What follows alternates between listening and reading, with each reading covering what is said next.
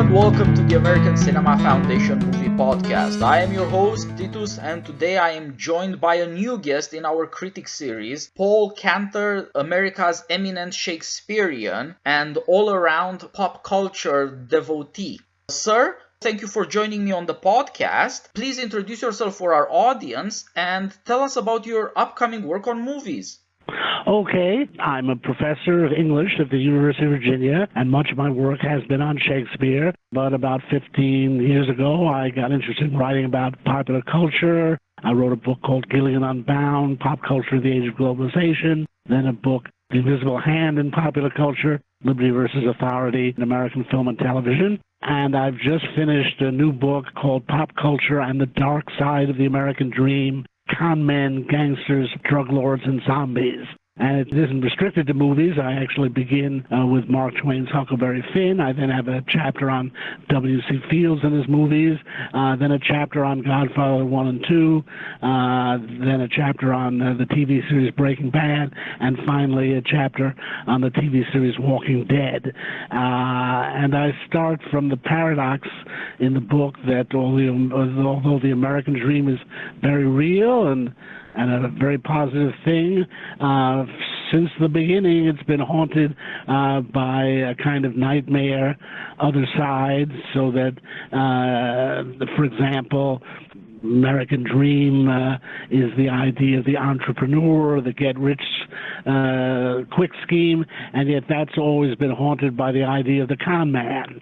And then I go on to show how in the Godfather films, the gangster is a variant of the American immigrant as an example of the American dream.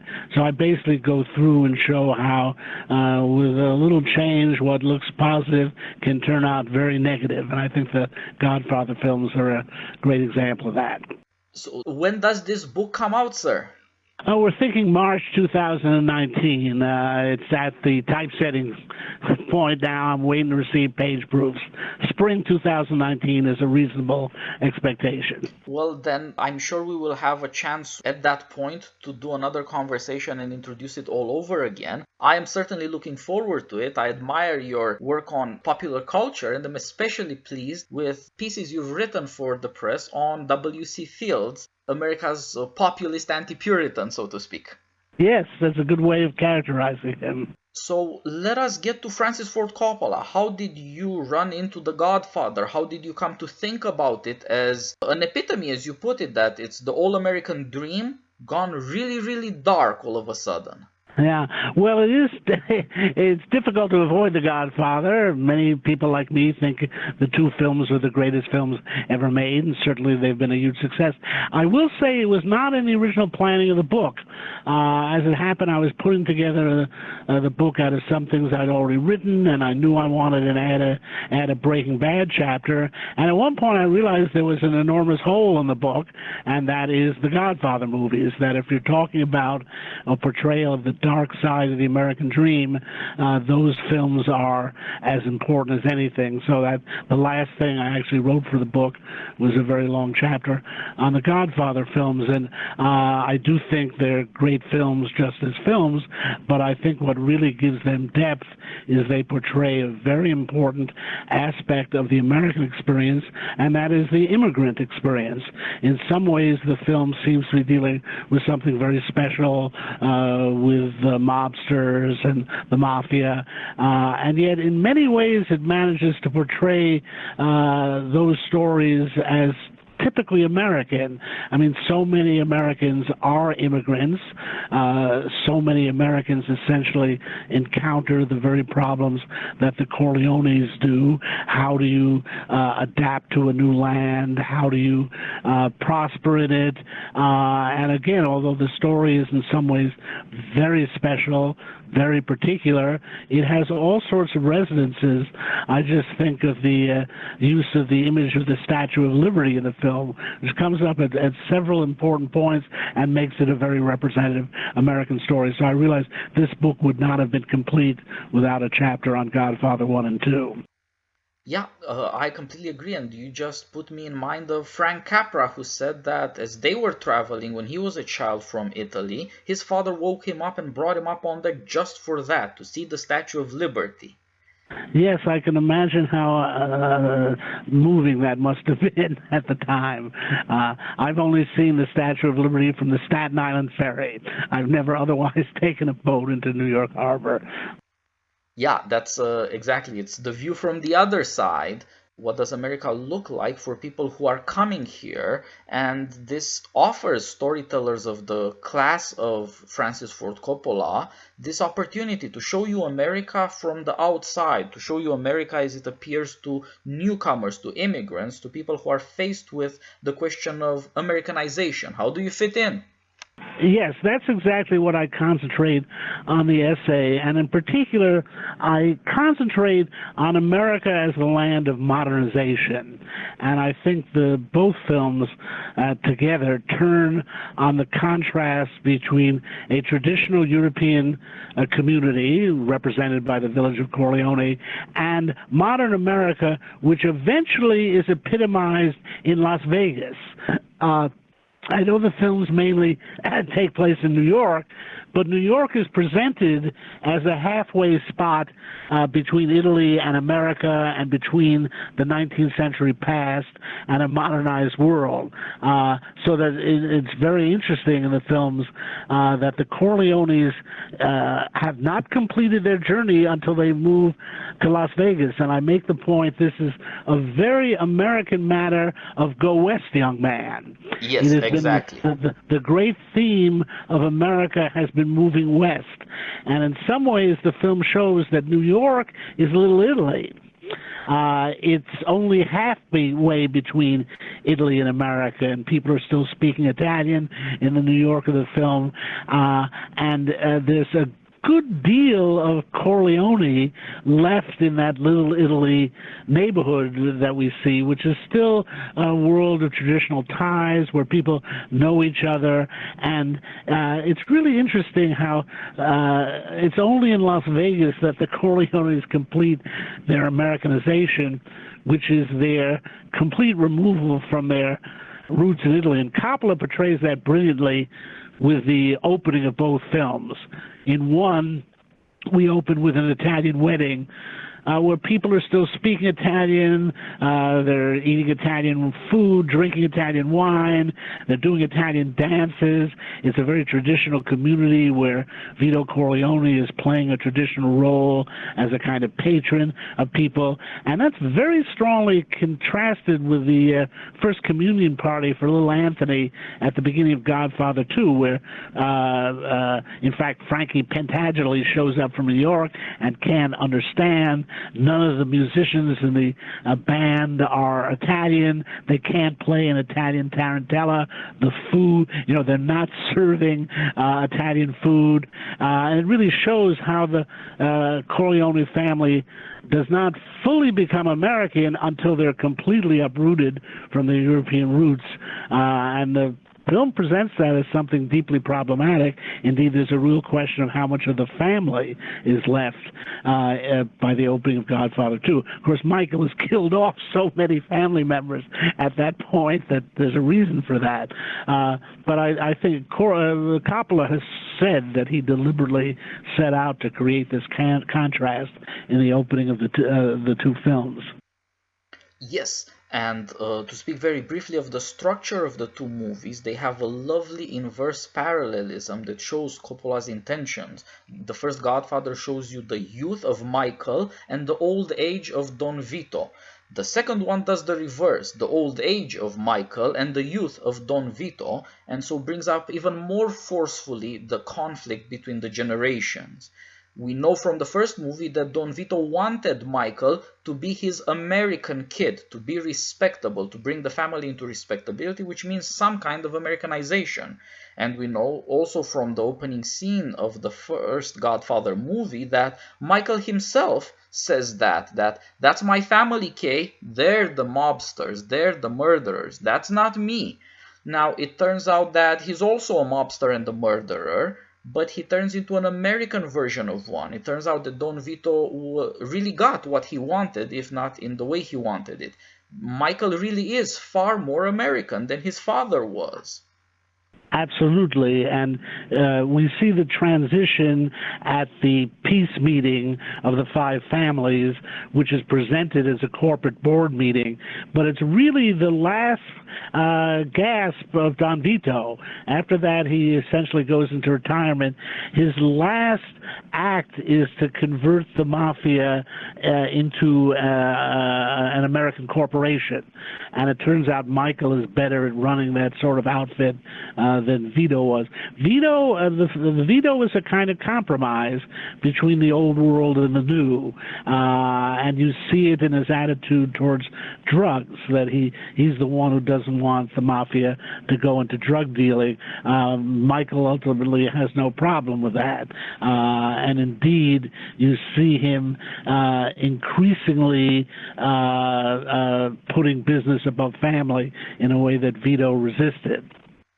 Yes, that's a very good point, that The Godfather Part 1 shows us a conflict within the mafia, and it's between Don Vito, who really believes in nobility.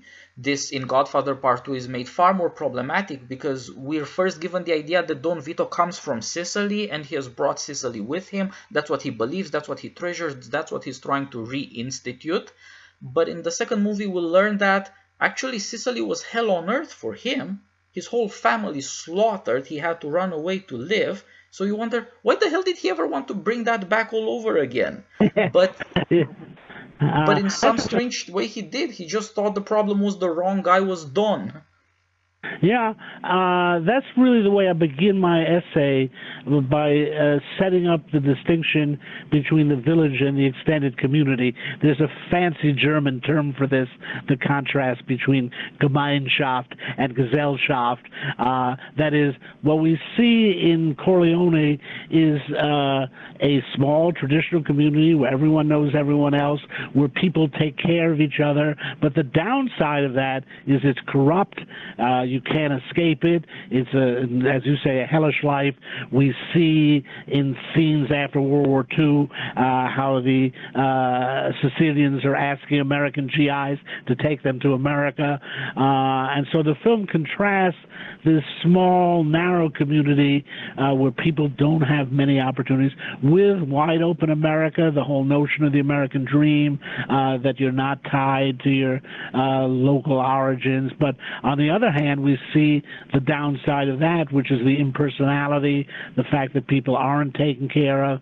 And the film offers a kind of tragic choice in that sense, that you can have community, but it will be stifling and can easily turn corrupt. When you seek this larger world, many opportunities open up, but it's very easy to drift into crime, and no one's there to help you. It really shows, the good side of America and the dark side of America. That's why it's so important to my new book. Yeah, and the other side of the conflict within the mafia is Solozzo, who is a fairly Machiavellian character, and Michael is sort of in between his father and this other guy. The way he finally wins, the way he installs his own rule, really means accepting the principles of his enemy and abandoning the way of his own father, who thought that the way for immigrants who are weak, they're poor, they don't have connections, they don't know the language, they don't know the American ways, the way for them to organize is to reconstitute at some level the familiar things from the old world. Whereas Solozzo says we gotta put all that behind, we gotta do business in a new way. And the difference there is signified by the cops, right? The Don Vito draws a line at that. You don't touch cops or judges, you leave the Americans to their own way. But Solozzo and Michael are willing to step beyond that, and because in a way they already are American, and you can't kill cops in America, actually. Yeah, it's the relentless logic of the film is the continuing Americanization and the modernization of the characters. Their continuing assimilation into America. And normally we think of that as a good thing, but the film, I think, is so powerful and so tragic because it does portray how that can go wrong. And again, the logic of it in the films is the increasing scope of the mafia. I mean, when Don Vito begins, when we see his early days in Little Italy in New York, he's a petty thief operating on a very local level. By the end of the film, first the mafia goes national when they have that syndicate meeting under Don Barsini's patronage. But by Godfather 2, the mob is going international. It's now involved in Cuba. And indeed, the great hope is to find another nation that will be even more tolerant of its activities than America has been. And so it's really, the geographic scope of the movies is quite extraordinary. People often refer to the films as epic, and I think they genuinely are, because it's one reason they're so great is the historical sweep from the 19th century to the mid-20th century, and really this geographic sweep which takes us from the village to the nation to the international scene. It's so representative of American experience, even though it comes at it from this different angle. Yes, that is true. Coppola obviously had the ambition to tell the story of the American destiny, and in the figure of the immigrant, he does repeat American history. You get to New York first, but then you go out west, and then of course you go international. America had its own Cuban adventure in the Spanish War, of course. Yes, and there are all these hints in the film of the larger geopolitics of it. I mean, the fact that it does bring up Castro and the threat of communism. In fact, in a deleted scene from Part 2, even in Sicily, there's a glimpse of communists marching under a red banner. And indeed, the issue of communism comes up again at the board meeting. Don Barsini at one point says, "Yeah, of course you'll get a share. We are not communists." And it really manages to correlate these individual family stories with the larger history of America during this period. And as you said, at the private level, that means that for better and for worse, family kind of breaks down. Multi-generational family breaks down, and then even the nuclear family breaks down, and you end up with a tragic individualism. After all, the end of Godfather Part 2 is Michael Corleone all alone. Absolutely. Don over nobody left. Yeah, because again, that's an aspect of this contrast. In the village, the family is all important. It's all you have. The only thing that protects little Vito Andolini is his relatives who get him out of Corleone. And certainly at the Italian wedding, everything is family, and Vito won't allow the photos to be taken until Michael is in the picture. Again, that's strongly contrasted with the party at the opening of Godfather 2, where at this point, Michael's alienated from his wife, Connie is divorced, Fredo is sleeping around. The family has clearly broken down at that point, and it's seen as the great loss that in embracing this American dream, you lose touch with the old family values that had sustained people. But again, those family values are linked up with a code of vendetta, of vengeance that has been destroying people. When Michael Corleone in Godfather 1 comes to Corleone, he says, where are all the young men? And someone just says vendetta. And you see what's been destructive there. The film doesn't have any simple answers. For example, it doesn't say that family is the answer. Family can be a very destructive force in the film. On the other hand, it can be a very positive force, and you see what's missing when the family structure breaks down. And that's the great price Michael pays for his success in American terms. Yes.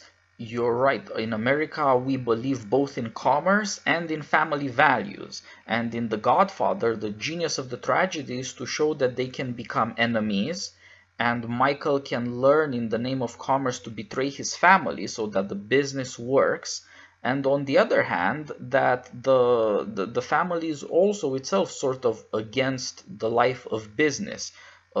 Kay takes the kids away. Yes, I mean that's one of the central ideas in my book, that the American dream at its best thinks we can have it all, and so that, for example, you can be successful in business and have a good family as well. And I must say, I mean, I don't simply dismiss the American dream in this book. I think it's been very real for many people, and you know, I come ultimately from immigrant families, and we, you know, our family's been pretty successful, and since have nothing to complain about in America. And it is for, you know, it's one of the sort of the great exemplar of the American dream is traditionally a man goes to work, is successful financially, and supports his family. Even the family business is one of the central images of the American dream, the idea that you combine family and business in a family business. And there are examples, I mean, Jenko Olive Oil in the film is an example of family business. But again, the reason this film is so profound, in my opinion, is it shows that although that may be an ideal and maybe sometimes even a reality, it's fraught with danger, because sometimes business gets in the way of the family, sometimes the family gets in the way of business, and that's what leads to the tragedy in both films, really. Yeah. It's true that we start with the Genco Oil Company. There's old world stuff brought to the new world, and it's working out even better. America is an improvement on Europe in this sense. But it's also true that you end up with the model of business that is Las Vegas. Yes. That's surely anti-family. That's Sin City. Yes, and it works out so perfectly because, you know, Sicily, Corleone, that's the place of home for family. Las Vegas, all you see is hotels in the movie, and there's a certain truth to that, that nobody lives in Las Vegas in the film. It becomes the ultimate symbol of America as mobility. One of the great contrasts in the film is in the village you're stuck.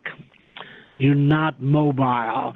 You know, you're walking through the countryside, or at best you're on the back of a donkey. But Las Vegas, you fly into it, and it's that great image of mobile America, and it's a playground. And again, it's the opposite. In Corleone, everybody knows what's going on. Don Ciccio can send out the word, "Where's the Andolini boy? You got to tell me where it is." But Las Vegas is the place where what happens in Vegas stays in Vegas. And when the mob sets up Senator Geary for that murder, I mean, Tom Hagen is able to ensure him, you know, this stops here. We've covered this up. And so really, again, you see this difference between a personal world, and a world of total impersonality.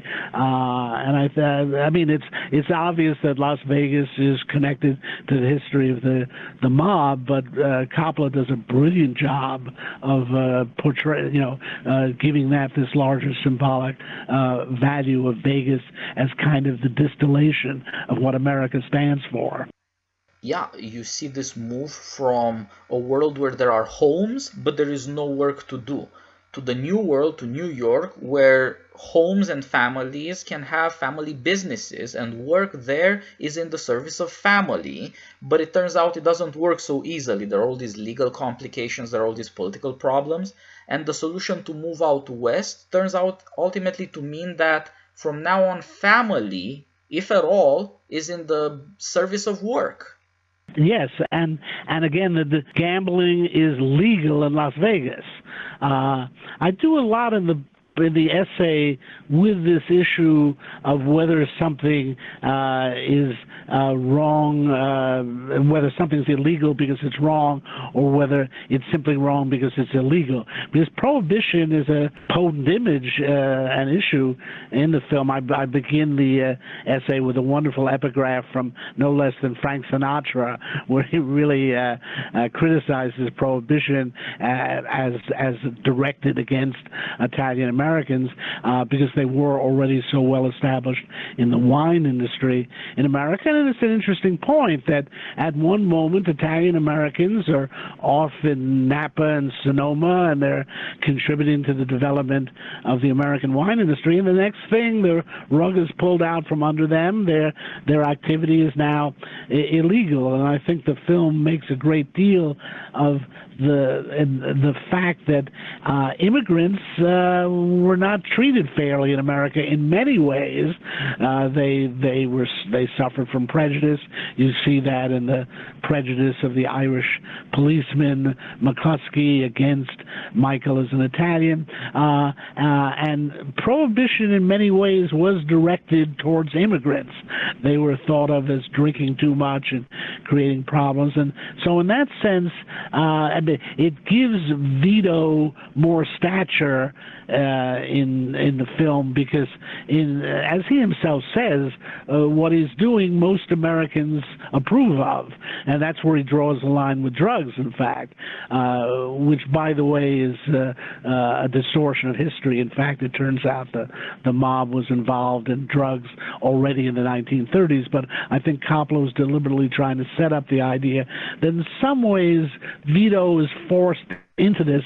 He's suffering so many injustices, he has so few opportunities, that he has to seize upon one area where he can achieve something on his own. And then, of course, this issue that, gambling's illegal only in states where it's illegal. And in fact, as I point out in the book now, we have so many states that have lotteries where their states are profiting from gambling. And so that's the attraction of Las Vegas in the film, and indeed why the mob moved out there. Yeah, and we see with, as you said about Sinatra, and in this case with Coppola's story, he improves on history, because indeed, as we know from Aristotle, poetry is more philosophical than history. If you have to correct the record a little, it does clarify tremendously the matter. And one of our recent podcasts was on the great Brian De Palma, David Mamet movie, The Untouchables, where it is made very explicit that prohibition is the work of Puritan Protestants against Irishmen and Italians who are Catholic. And of course, we know from the history of the mafia that so fascinated Protestant America. Most of the great mob guys, or the terrible mob guys, depending on how you think about them, were Irish, Italian, or Jewish. Yes, and the Hyman Roth figure is so fascinating, based on Meyer Lansky in Godfather 2. I did some research on this. I read up on the mafia. Here's a very interesting angle. Calavita olive oil is Genco olive oil. Yep. That's to say, one of the models for Vito Corleone was Joe Profaci. I think he was with the Colombo family, and he was known as the olive oil king. He was in the olive oil business with his connection with Sicily. Now, his part of his family went legitimate. In some ways, Michael Corleone's dream was not simply a dream. I think his name is Robert Profaci, founded Calavita olive oil, I think in the 1970s, and that side of the family went completely legitimate, so that I think the grandchildren of Joseph Profaci are Joseph Profaci and Robert Profaci Jr. They're quite respected businessmen, and I read articles about them that even the FBI says they're legitimate. They have no ties with the mafia. And so in some ways, what seems in the film like a pipe dream of Michael Corleone, we can become legitimate. In fact, it did happen.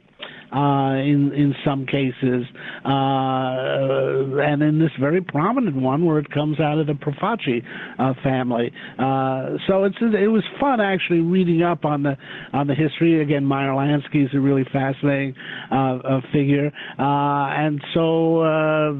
Coppola had a lot, and I should say Mario Puzo, because after all, he wrote the original book and worked on the screenplays. Together, they had a lot to draw upon, and they do a remarkable job with it.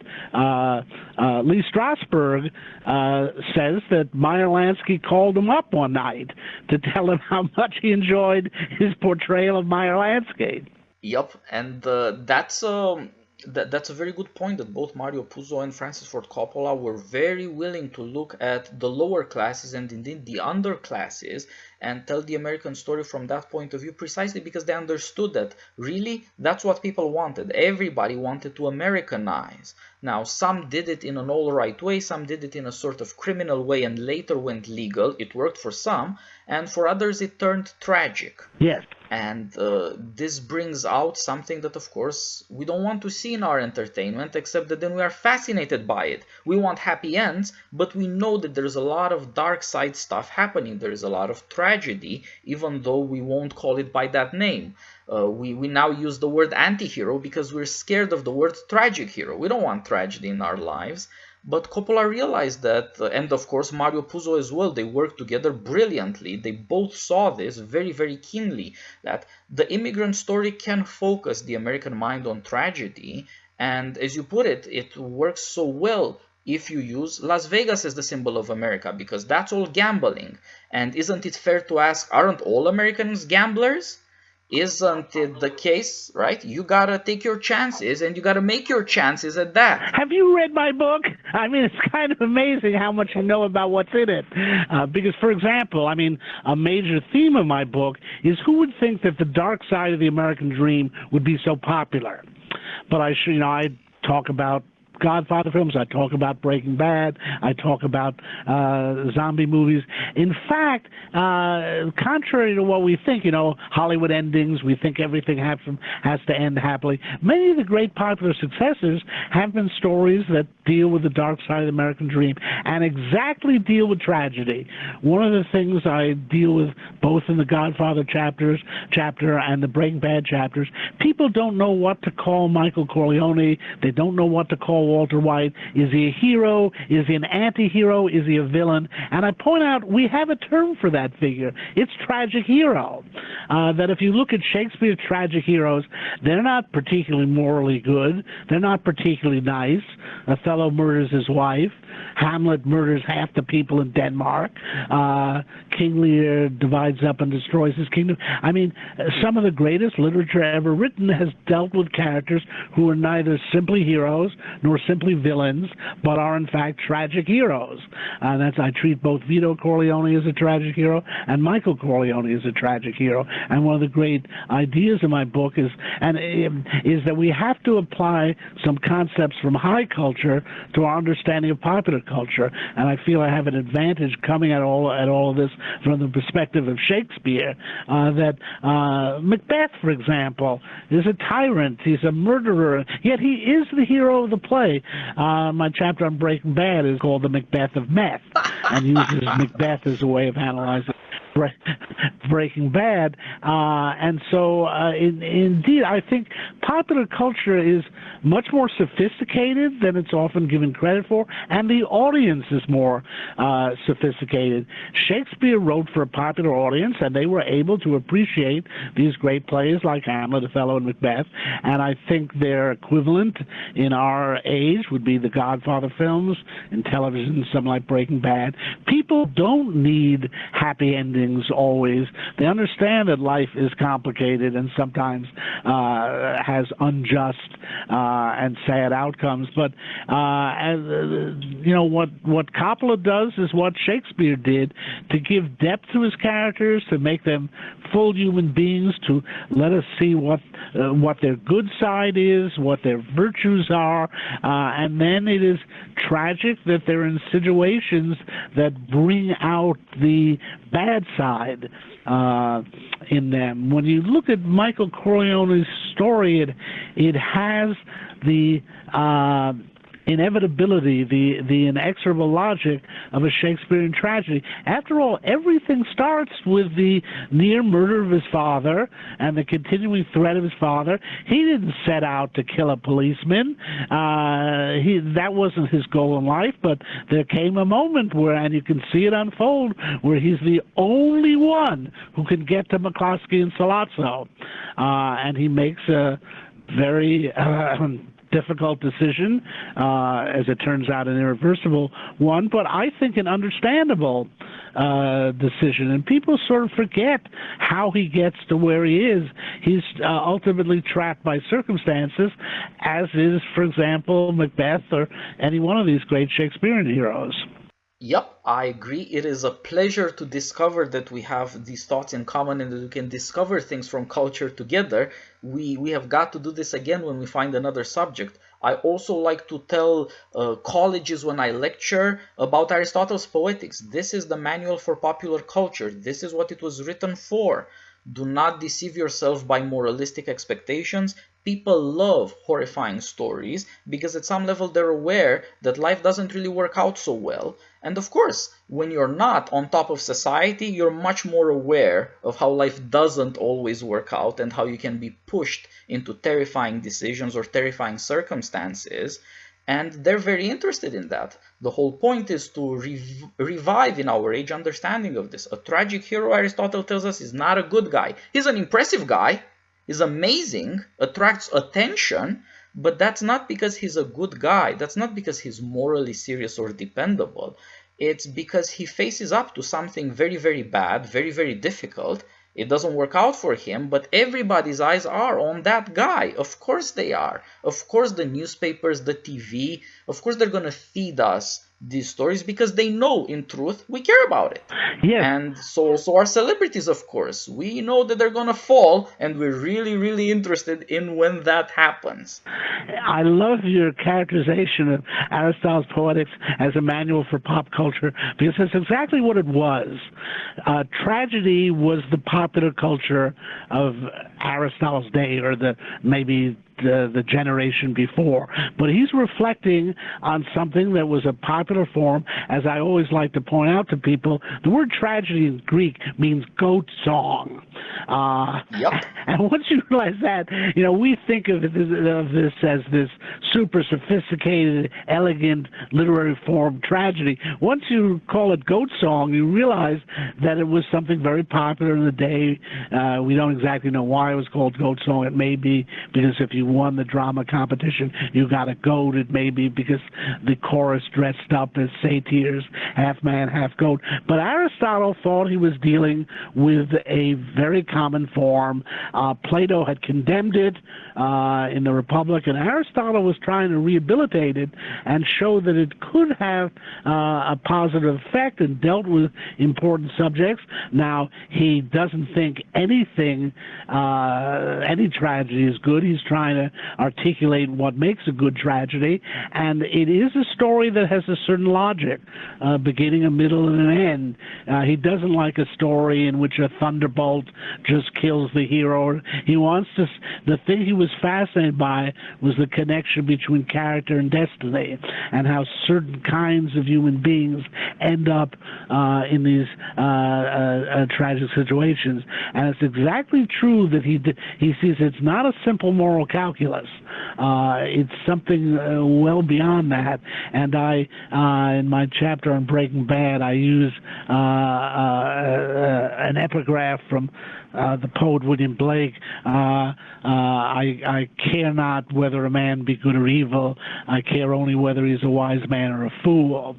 And that's a very interesting formulation, which points away from simple calculations of morality, so that, for example, with Walter White, everyone is arguing about the morality of the situation. It's true, it's an important issue, but what really matters in his story is whether he's a great man, whether he's a great chemist, whether he can achieve something, and that has something to do with his intellect, not his morality. And I think it's true in The Godfather that in a certain dramatic sense, we have to admire the Corleones. We are actually rooting for them. It's one of the genius aspects of that film and of popular culture in general, of the gangster movie in particular, that it gets us to root for someone who we can't normally root for in everyday life, where such a person is in fact dangerous and has to be suppressed, jailed, put out of action. But we have the luxury in drama, as Aristotle understood, and in film and in television, that these things are simply stories. People sometimes forget that, but no one's actually getting killed in these movies, and so we can think through and participate in the logic of a situation that's very much removed from everyday life, but teaches us something about everyday life. We're seeing, I think the point you made about Aristotle is exactly right, that he wants to see people pushed to the limit, beyond the bounds of everyday life, and see how they react. And very often it breaks them, and the results are, as we say, tragic. But it teaches us something about humanity to see life in extreme situations, and that's the luxury that movies and television give us, to be able to sit back and see a story unfold that we would have to react to in a very different way if it was part of our everyday lives. Yeah. Popular culture is the necessary complement to our normal lives. We all want to be middle class, sort of successful, but even more than success, we want safety. But we all know there is a whole other side to life. There's a reason we lionize presidents, founders, CEOs of corporations, great athletes, all sorts of other celebrities. They're people who step beyond safety and who take all sorts of risks, and some of them actual risks, that is to say, to do with life and limb. And we're fascinated by that because we know that there is a life beyond safety, that our own safety may be endangered, and that maybe in our hearts there are desires for other things that aren't safe. And we can explore that from beyond the screen. We know that these are stories. Nobody sees somebody die at the movies and rushes to call 911. We know they're not real. But in another sense, they are real, and maybe even more real than usual reality, because even on the news, even in scandals, you never know what the whole story is. It just flashes into your consciousness and then flashes out. You never get the full story. Well, Coppola and Puzo can give you the full story. Everything becomes a sort of complete. You know the public things, the private things, the secrets, the suspicions, and you can sort of put them all together in a plot. And life and human action, they acquire completeness, wholeness. That's what Aristotle is so interested in. There is one single action in a tragedy that is complete. And that's what we need to understand. What would really follow if suspicions, desires, fantasies, if you followed up on them? Yes, a good way of seeing it in The Godfather is to contrast the newspaper headlines with the reality of the movie. That is, we see within the film how the press has to reduce a very complicated story to an 8-word headline, mobster slain in broad daylight.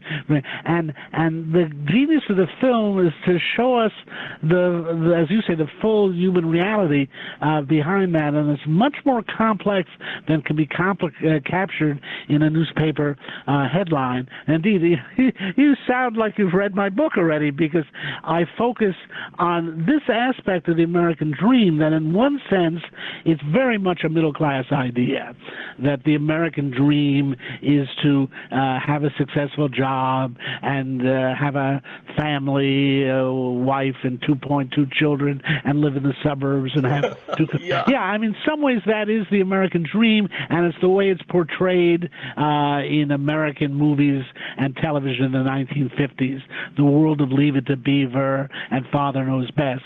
And yet there's always been a strain in that which pushes the envelope, and you want more.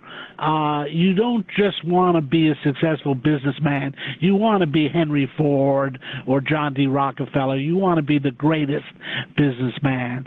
And a lot of the American dream has to do with safety and comfort and security, and again, living that nice suburban existence.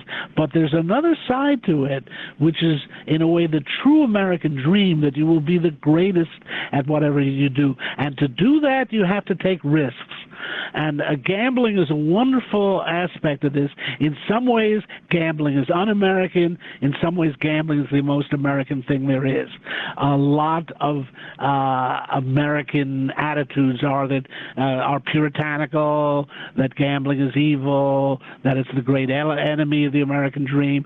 On the other hand, so much of America is gambling. America was a great gamble itself.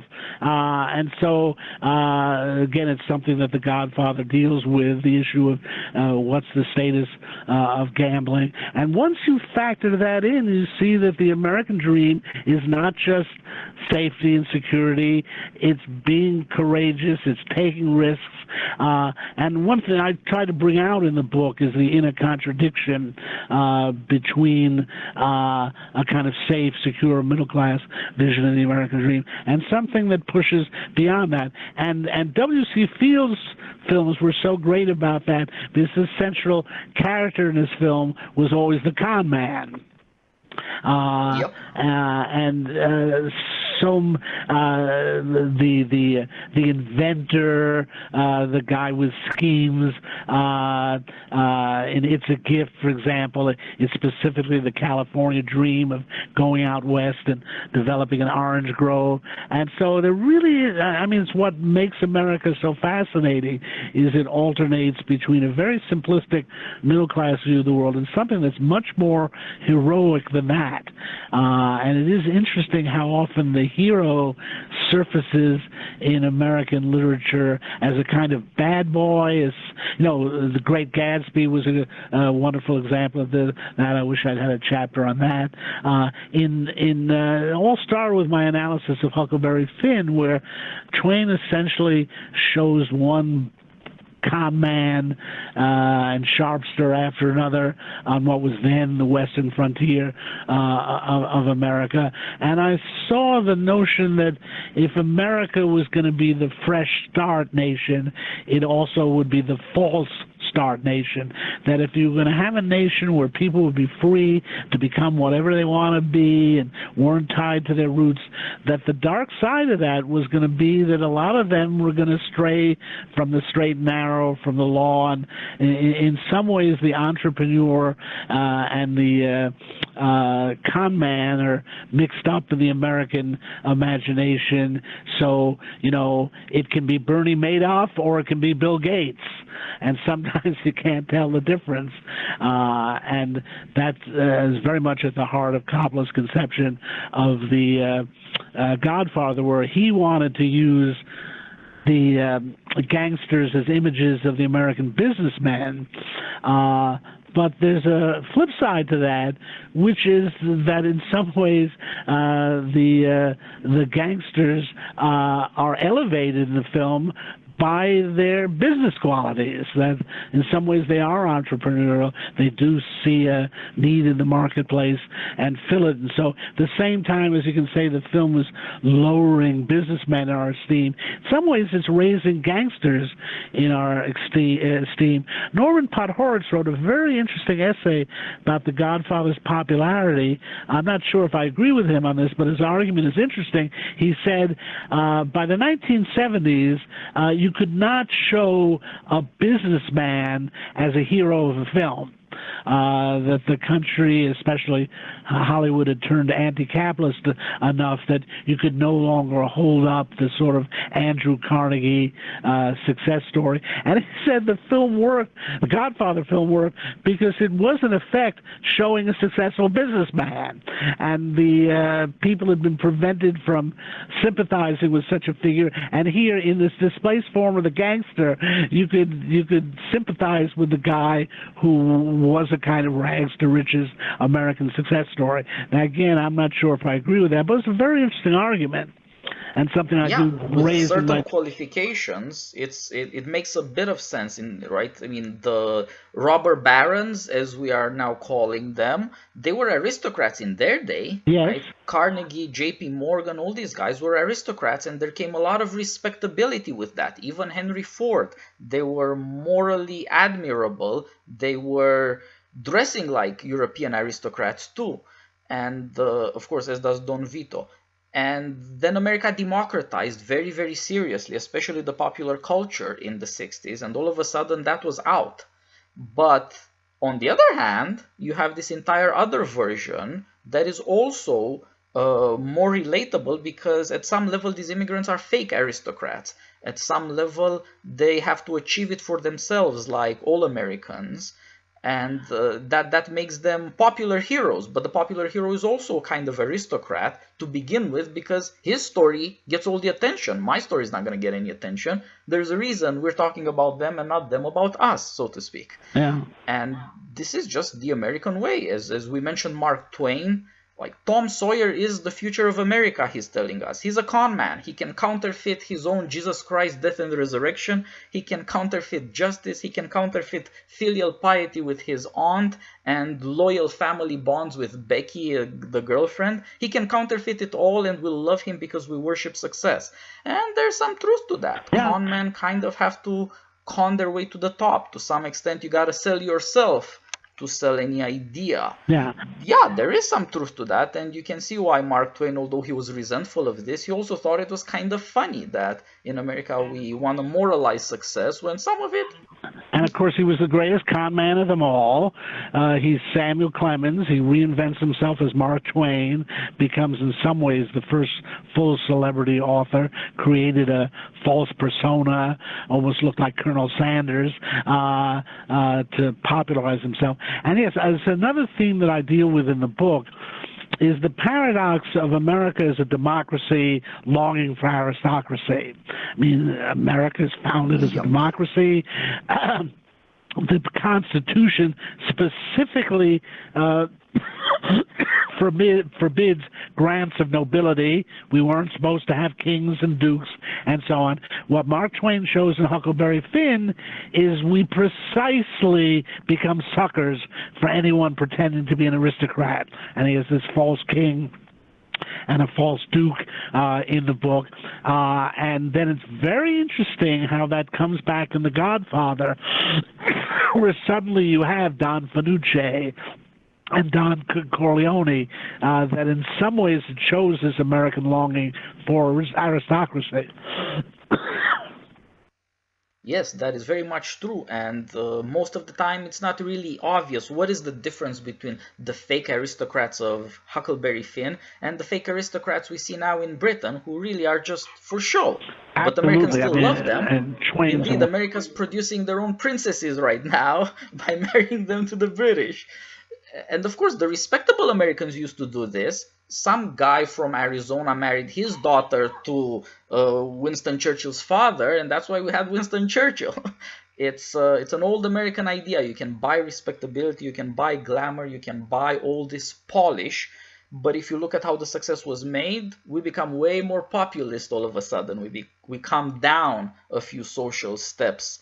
And that's why with The Godfather it's more tolerable and indeed in many ways admirable, because he starts among the people. He's an achiever. Yeah. Well, aristocracy in Greek means rule of the best.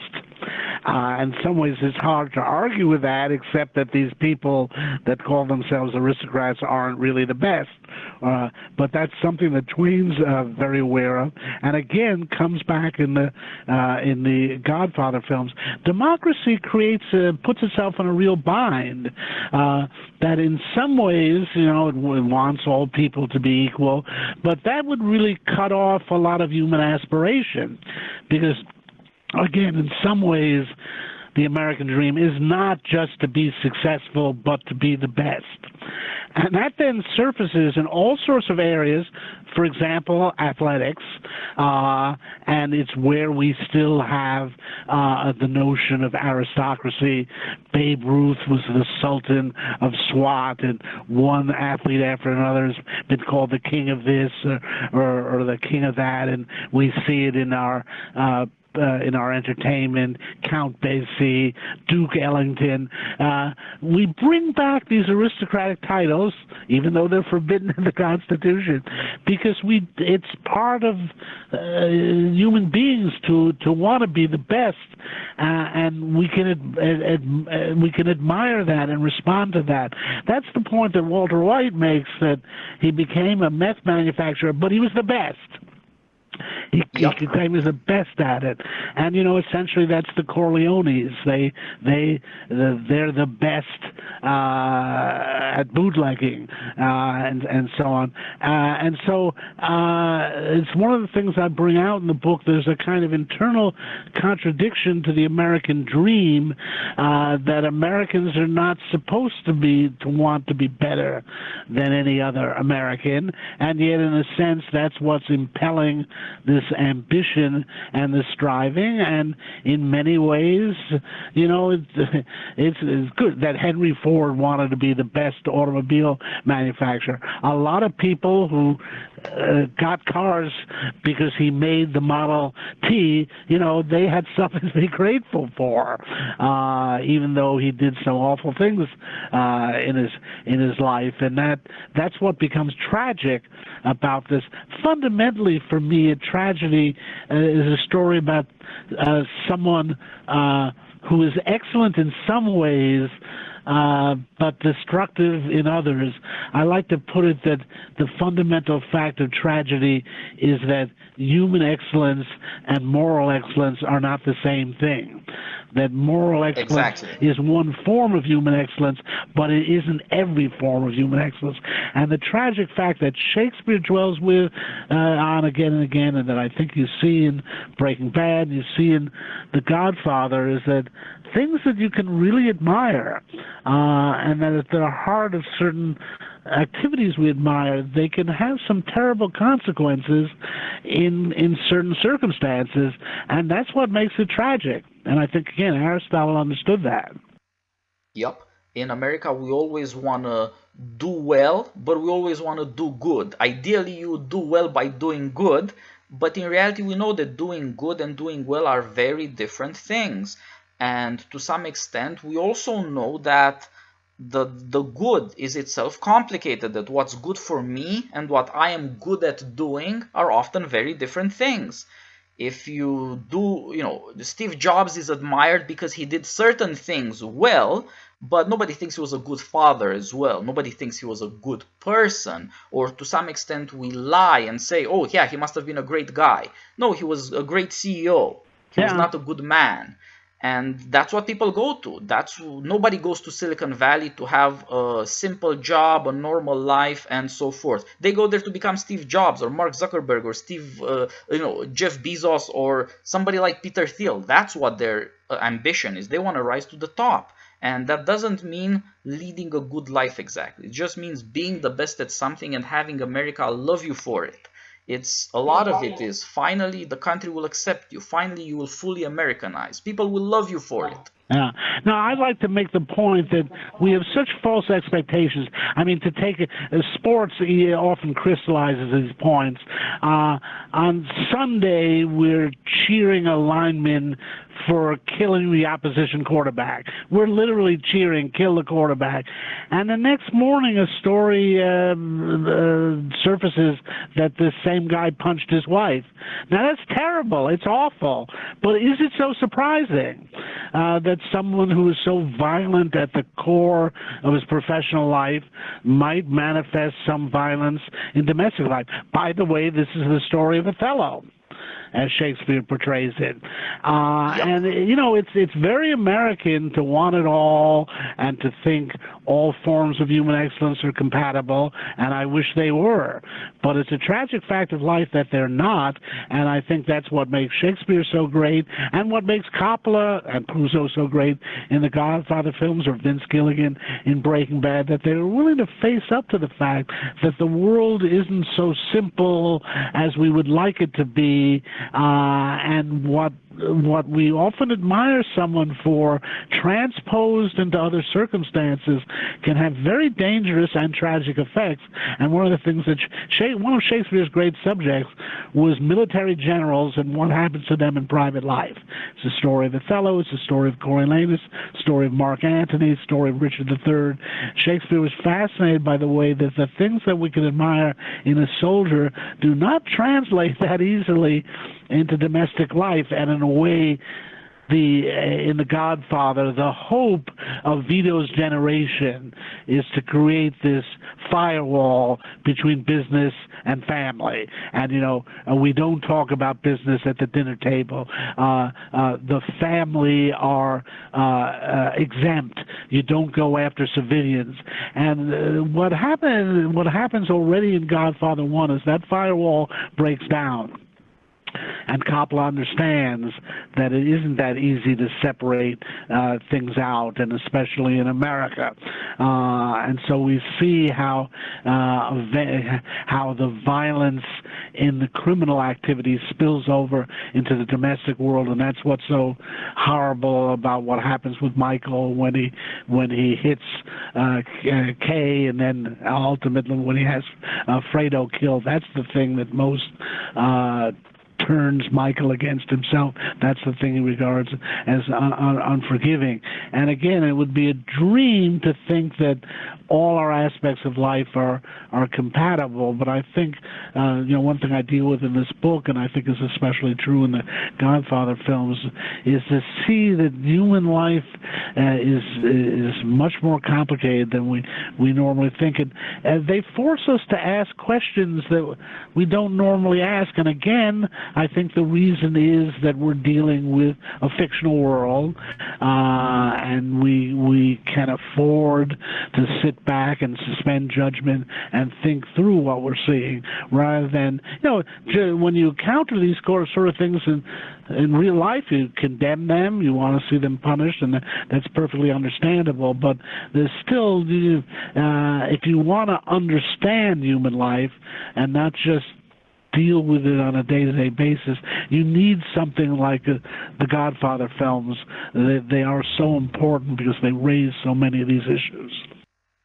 Yeah, as you put it, the American drama is life and work, and in what ways they go together, we all hope they do, and in all the ways in which we actually know, no, they don't. At the beginning of The Godfather and throughout most of the first movie, you see that the women are protected from everything, but also constrained to the house, to the kitchen. But then there's this whole other America out there, modern American women like Kay. Michael Corleone was brought up in the Italian part of America, but he goes for this blonde Protestant girl, and it's a college thing. She speaks her own mind. That's very attractive. But then it turns out that he can't deal with the fact that she's so independent. Exactly. Just like she's attracted to this immigrant guy. He comes from the lower classes. There's danger to him, but he's a manly man. But then it turns out she can't deal with so much manliness. So even if it weren't a tragedy, the conflict is baked in given their choices. And it is an all-American conflict, just like life and work. You don't need to have your work be killing. You could just be a very successful lawyer, doctor, tech entrepreneur, whatever. There's just not going to be time to have a family. You can never be a good father. Yeah. And that's something that's supposed to teach us. We want all the things we have in our sophisticated society, but there's a price to pay. And whoever is willing to pay that price will pay it for the rest of us as well, so to speak. Their suffering to some extent is American suffering. We're all gamblers, but we're most of us just in Vegas for a weekend. What if Vegas is your life? Yes, that's a good way of putting it. And, the novel is more explicit on this issue, that in the novel it's explicit that Michael wants his children to be raised Protestant. And it's one reason he marries Kay, because he thinks they won't be American if they're not Protestant. So it would be part of the Americanization is clear in the novel that it's marrying a Protestant. And that's hinted at in the film, but it's interesting that it's more clearly developed there. And again, it occurs to me their marriage is like Desdemona and Othello. Exactly. Othello wants, and he is a war hero. Yeah. Yes, he is a war hero. That's a good point. And she's attracted to the, as Othello says, she loved me for the dangers I faced. I loved her that she did pity them. And for Michael, marrying Kate is being accepted fully into American society, just as marrying, Othello's an immigrant. Marrying Desdemona would integrate him fully into Venetian society. But Desdemona wants to escape Venetian society. She's hemmed in. She lives under constraints. She sees Othello as her way out of Venice and follows him to Cyprus as soon as he can. And yeah, Kate's rebelling against her family. Yes, and the very much so. To marry this Italian gangster, and he's trying to get American acceptability. They really are marrying at cross purposes, and indeed their marriage would have failed even under less of a strain than develops in the film. Again, I work by finding these parallels between Shakespeare and popular culture, and not just any works, popular culture, but really the great works. Again, I feel that the Godfather films are Shakespearean in their scope and in their depth, and I really admire them for that reason. And to add another comparison, Michael also tells her his war story, the horror stories of the mafia, of his family. He assures her that that's not me, but that's part of the attraction there. That's part of what keeps her coming. You're here at the wedding in my family. Look at that guy. That guy's a monster. Yes, and then of course when Frank Sinatra, she doesn't run away. Yeah. When Frank Sinatra shows up, it's a world of glamour she's never been exposed to. She's from a New England small town, and suddenly she's at a wedding, and Johnny Fontaine shows up. She's clearly attracted to that. Michael, you didn't tell me you knew Johnny Fontaine. So it is, I have a sense of new essay here.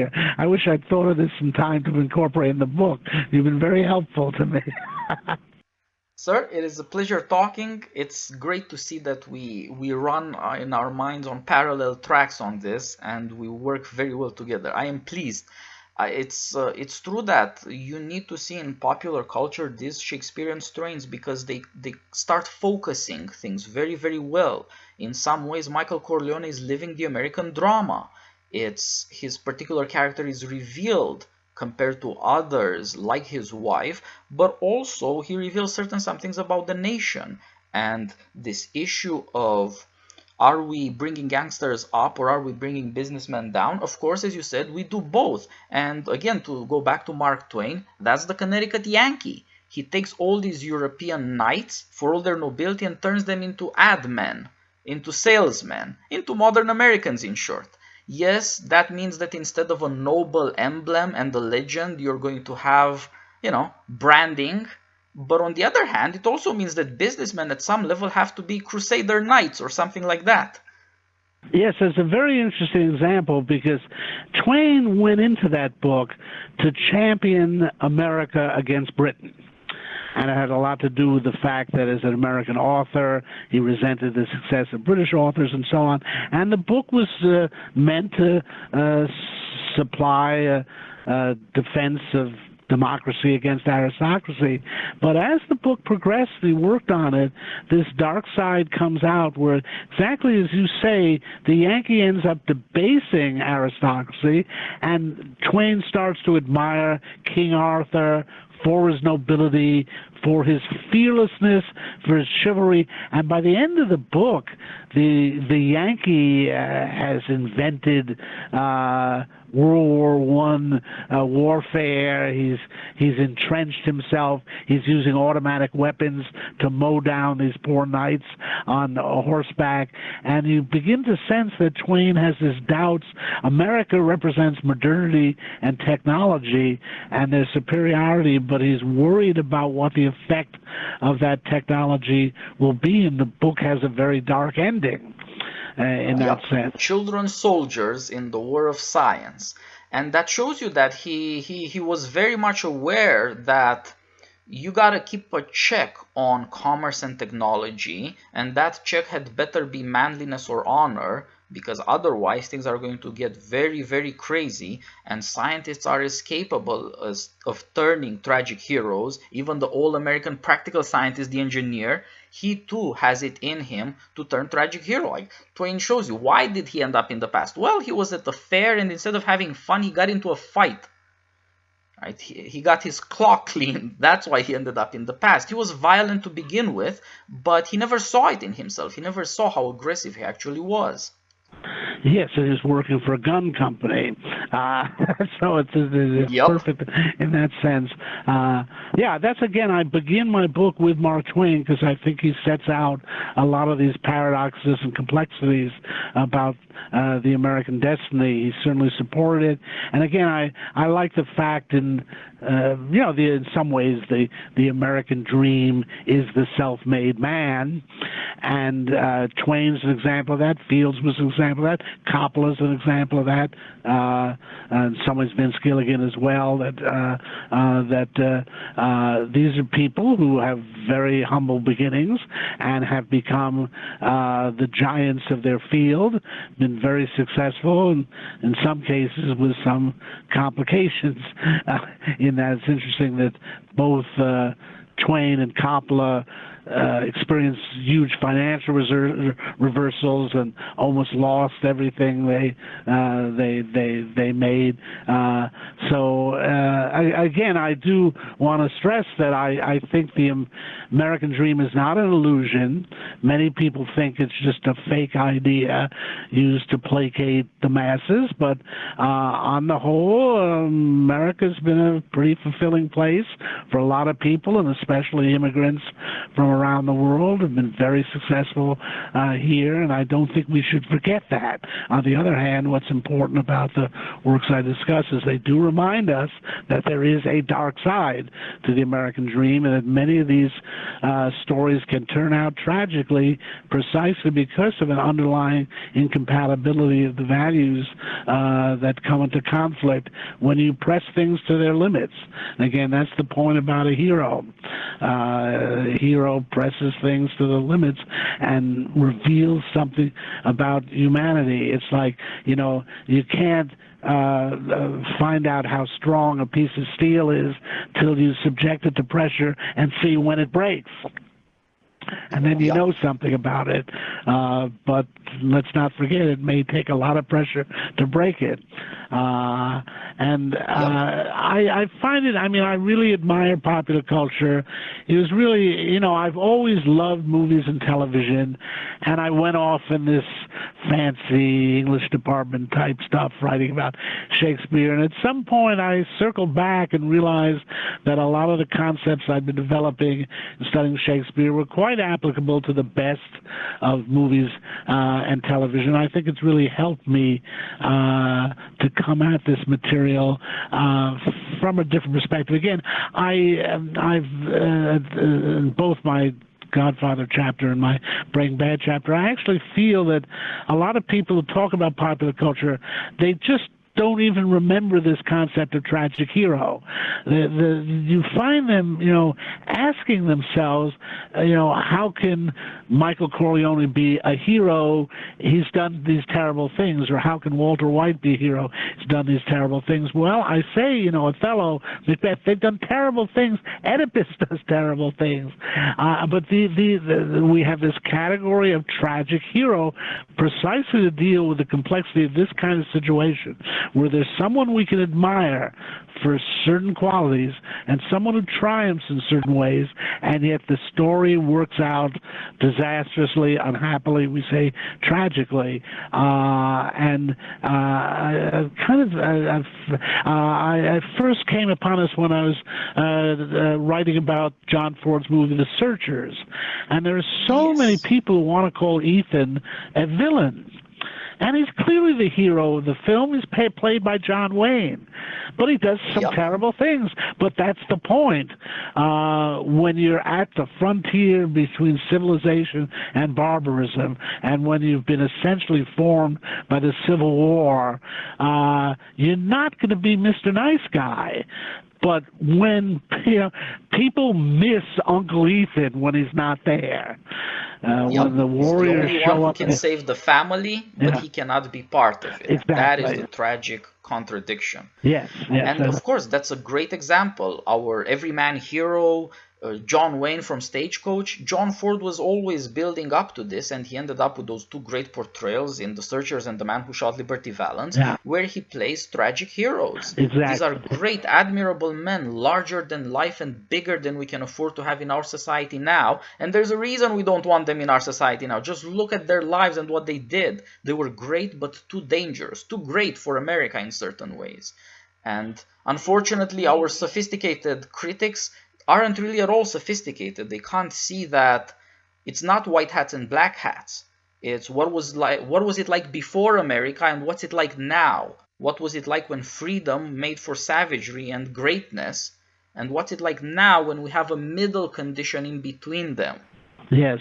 Yeah, my essay on The Searchers compares it to the Oresteia by Aeschylus. And it is, what does it take to create the city when it's surrounded by barbarism? It takes a very violent human being and one who is dangerous. But you want that kind of person when you're faced with a threat. But then, it's the Jimmy Stewart character, The Man Who Shot Liberty. He's the guy who works in peacetime, and there's this tremendous sense of diminishment in the again, it's the middle class world. What's his name is Ransom, I think. But anyway, he goes by the law books, and that's fine, but not when you're dealing with Liberty Valance. Then it takes a gun. Exactly. One thing I have discovered, that many of the American genres are united by just this point: the Western, the gangster story, the horror story, particularly in the form of the zombie story, that a lot of our genres are popular precisely because they step out of the middle-class world of security.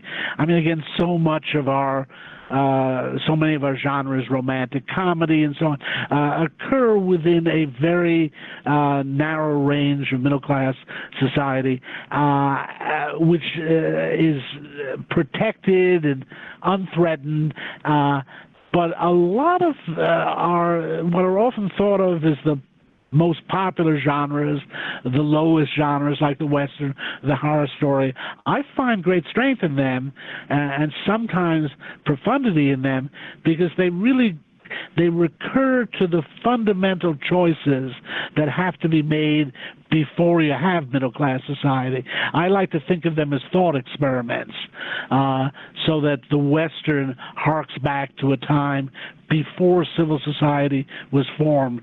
The zombie narrative looks ahead to a time when civil society would be dissolved. And they make us ask the fundamental questions afresh.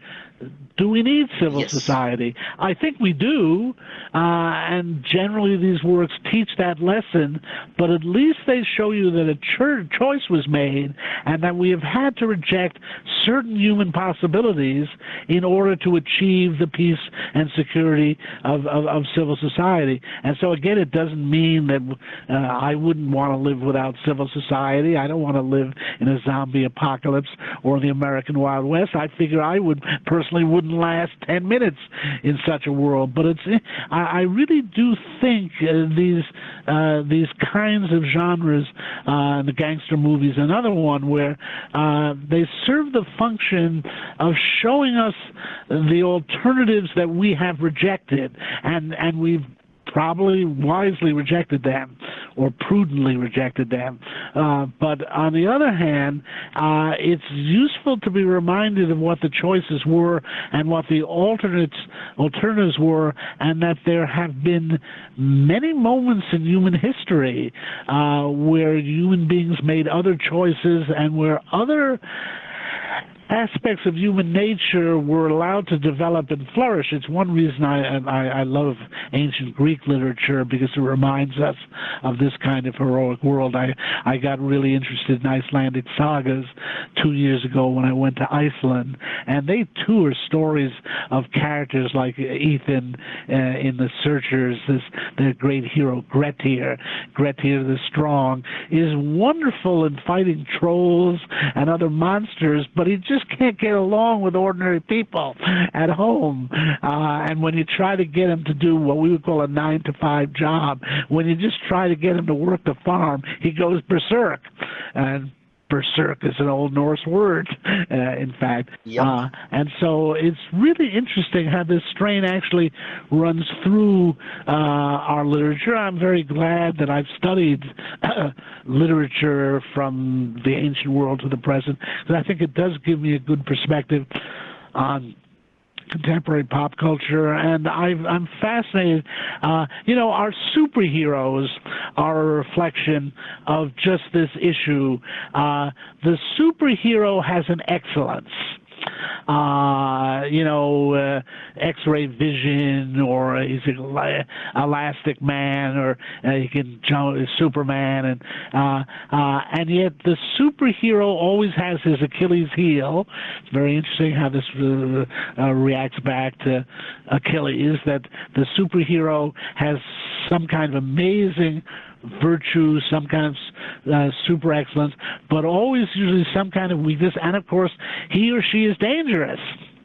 Yes. And it's interesting to see, to me, that we seem very remote from the ancient Greeks and their gods and their heroes like Hercules, but in a way our culture has recreated them, and there's a certain democratic aspect to it.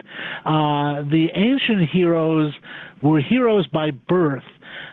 Typically they had one of the parents was a god, and it was in that sense a very aristocratic notion that your lineage determined it. That would not work in modern democracy, so our superheroes are usually the product of an accident, exposure to nuclear radiation.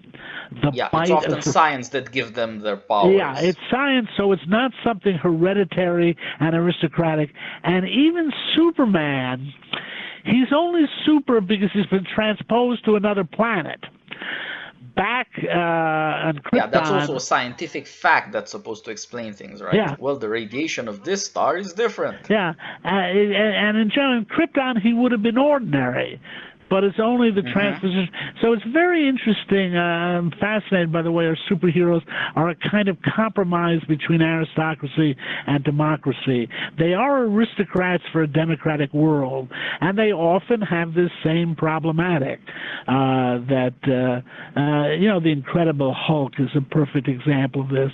You admire him sheerly for his strength, and there's no moral character to that strength. Again, he's very much like this character Grettir in Icelandic sagas, and he's normally just an ordinary human being, and then his rage brings out the strength, and that's very similar to so many of these, even Shakespearean heroes, like Coriolanus or Othello. It's their rage that makes them destructive, but it goes along with their heroic and especially their characters, soldiers. So again, I try to see a continuity between popular culture and high culture, and how they in many ways are illustrating the same principles. Just you do want to understand that the audience in 20th century, 21st century America for films and television are different from the audience for Greek tragedy in the 5th century BC in Athens. Yeah, people don't want to see this for various prejudices, but the truth is we have come back to Greece. We do want heroes like they did. We do want endless stories, episodic, of their adventures, because these are the only memorable characters there are. We are as fascinated with manly men as they were for the same reason. They are memorable. What they do is shocking, tremendous, not good, not necessarily helpful, but it is inspiring, and you always see with them, I would add another genre, the noir and the detective picture. Yeah. There you see what happens if you want to be a manly man, to be a man in full. It's not going to work out well. But yes, it is impossible to avert your eyes. Yeah, and of course it creates this tension with the women in the stories, who both want a manly man and are afraid of the consequences. And of course that's at the center of The Godfather, right at the opening, when Vito slaps around Johnny Fontaine. You know, what should I do? Be a man. Yep. And it's so much of Vito being a man. He was a child and afraid and dependent, and everything he does is to become a man who can stand on his own, who doesn't need to go cry, who doesn't need to go seek help from others. He is determined to be a man. And there's something very admirable about that in terms of the film. I think it's something we respond to, and Brando is so good at conveying that sense of manliness. And you know, ultimately it becomes corrupted in Michael, where his sense, you know, I forget which character. It's one of the women that says, "Well, what do you want to do? Kill everybody?" And you see how that devolves into something frightening. But the Godfather's a lot about manliness, and that's the old Sicilian code is one of manliness, which gets distorted in the modern world and has, again, horrifying consequences. But it's still we sense the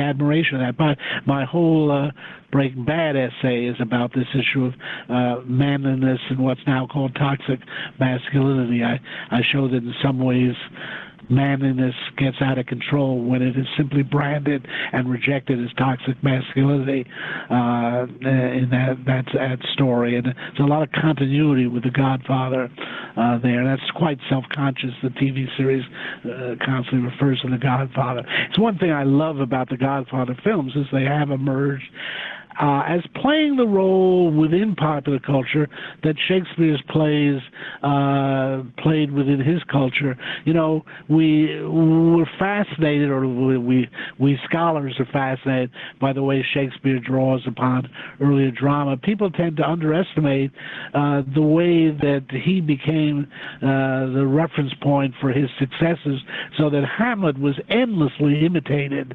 by later dramatists writing revenge tragedies, and people, you know, Shakespeare was so popular, most successful dramatist of his day, that people started imitating him, and he raised the game for all these other dramatists. And I feel the Godfathers had that kind of vivifying effect in popular culture, that it really has inspired a number of filmmakers and television creators.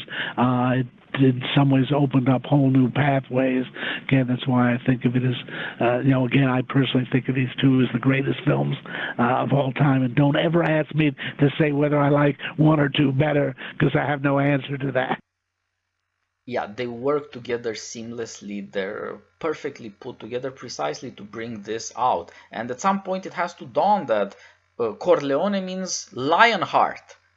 It's about manliness. It's like Richard Cordelion. It's about being lion-hearted, and to be a man in the city necessarily causes tragedy.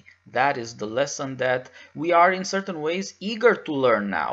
What Breaking Bad shows is that in a society that's all decency, morality, what we call the gender-neutral society or politically correct, a man still wants to be feared. He wants to be terrific. He wants to terrorize other people instead of he himself being afraid of them. I am the danger. Exactly. And people can be confused or pretend that it's not there, but it is there, and our imagination is turning again towards manliness and to one image of military aristocracy after another, whether it's Star Wars or Marvel superheroes or anything else, again and again.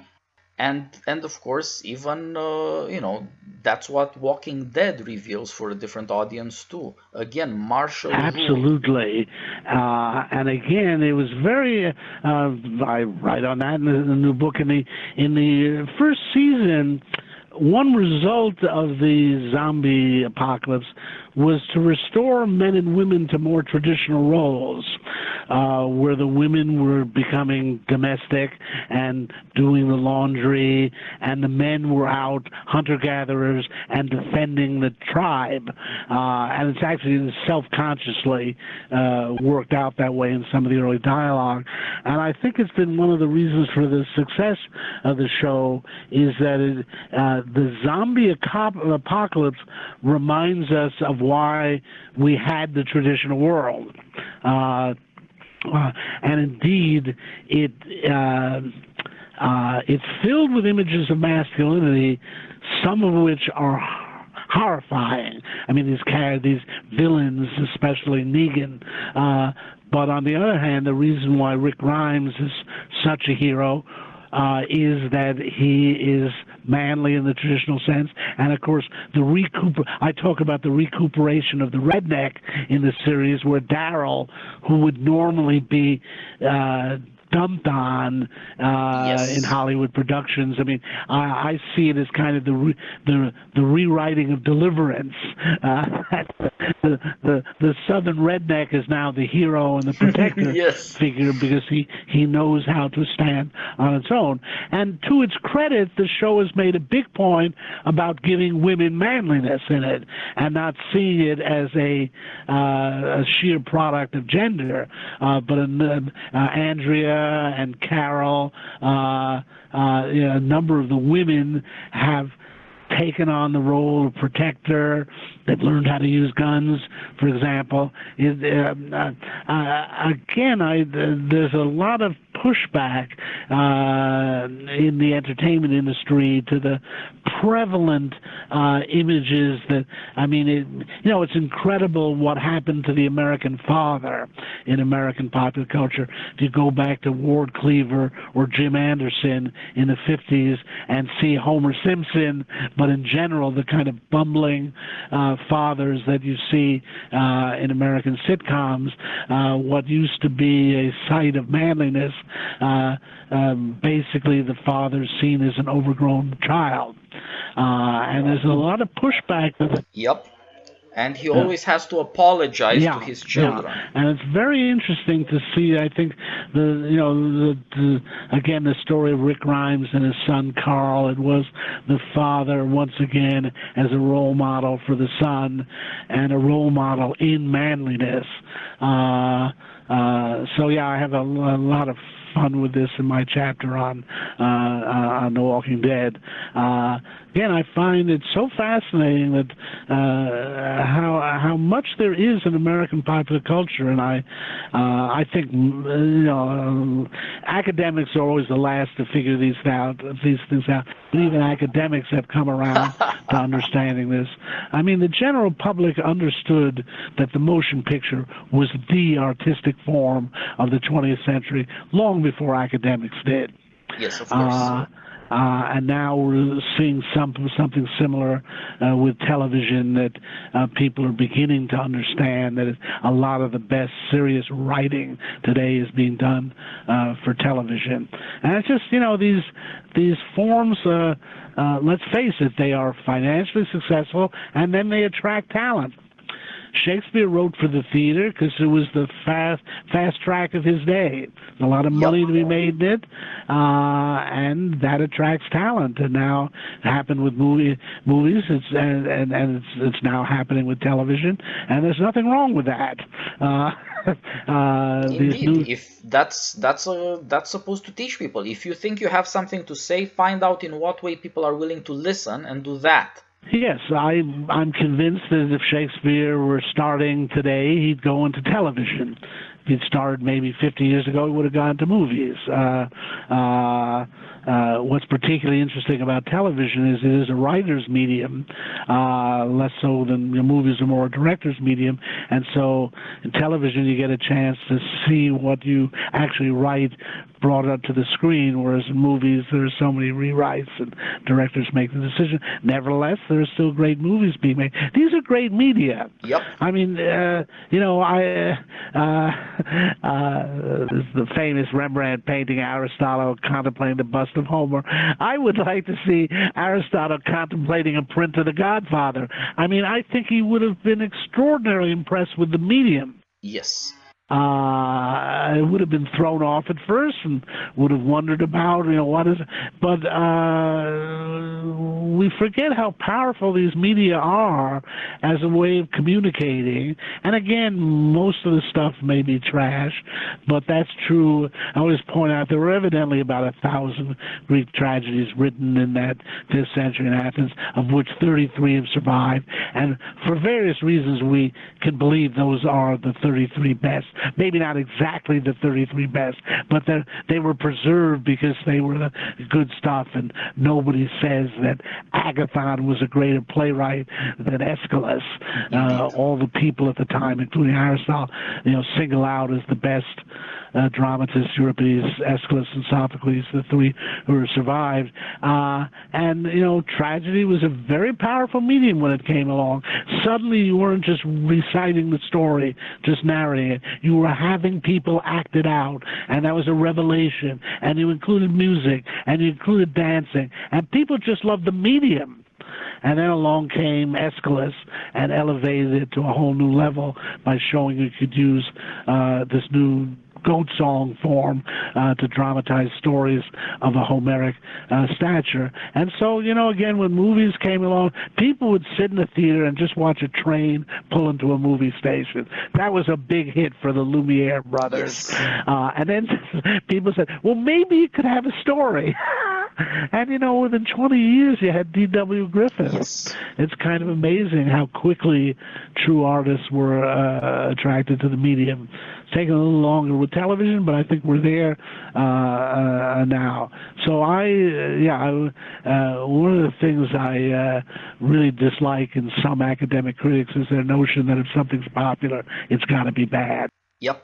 Just not true. That has been a long-standing prejudice, but as we see with the advance of democracy through society, we have gotten back to the age of the tragedians, and we are in fact recovering tragedy. Not perhaps at the level of Sophocles, but maybe we're getting there. Certainly we're doing much better than has been done in a very long time, and all these things, the recovery of tragedy, the recovery of manliness, these fantasies of mythological heroes and the creation of mythologies, these are not accidentally together. We look way too much like ancient Greece did to think it's an accident. And just like it only took Aeschylus to realize, oh yeah, this should be a story about who we are. Let's talk about Athens. Let's talk about our politics. Let's talk about our war with the Persians. So also with our own modern storytelling, it's about who we are and about the story of America. Yeah, you're going to like my new book. I'm looking forward to it, sir. It has been a delight to run together and then to try to weave together these thoughts. And let's do this again soon. Okay, I learned so much from this conversation that I would be happy to talk to you again anytime. Thanks a lot, sir. Thank you for your time, and we'll talk again soon. All the best. Okay, and thank you for doing this show.